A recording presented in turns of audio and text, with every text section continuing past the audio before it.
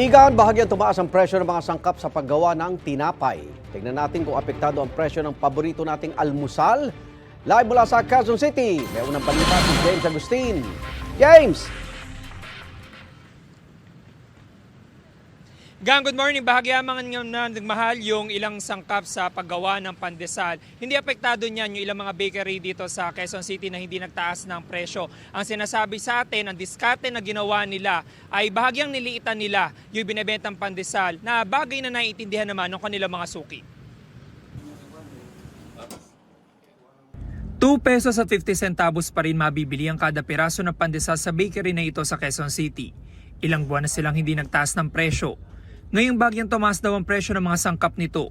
Dumiskarte na lang sila para kahit papaano iabot kaya pa rin ng mga mamimili. Nasanay na sa amin yung mga suki namin na gano'n ang presyo namin, 250. Kaya hindi na kami nagtaas. Ang ginawa lang namin, medyo niliitan lang namin. Kapag nagpatuloy ang pagmahal ng sangkap ng tinapay, sabi ni Mang Nestor, mapipilitan na rin daw silang itaas ang bentahan nito. Siguro, baka magtaas na rin kami ng konti. Pagka hindi na kaya.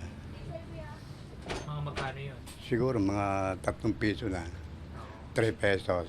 Naintindihan naman daw ito ng mga suki nila na hindi raw kumpleto ang almusal kapag walang pandesal. Wala naman po magagawa doon kasi dala nung nagtaasan ng sangkap, di kailangan din nila magtipid dito kasi magtaas ng presyo. Okay lang yun.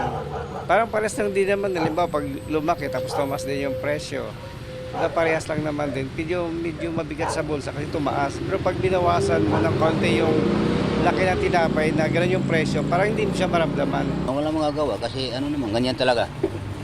Kasi ngayon, puro nag-increase mga bilihin, di ba? Ang Pinoy Tasty hindi pa rin gumalaw ang presyo.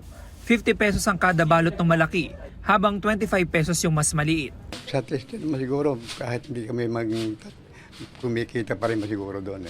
Binabawi sa ibang tinapay. Nito nakaraang linggo na maglabas ng panibagong suggested retail price ng Department of Trade and Industry. Kabilang sa mga nagtaas presyo ang Pinoy Pandesal at Pinoy Tasty.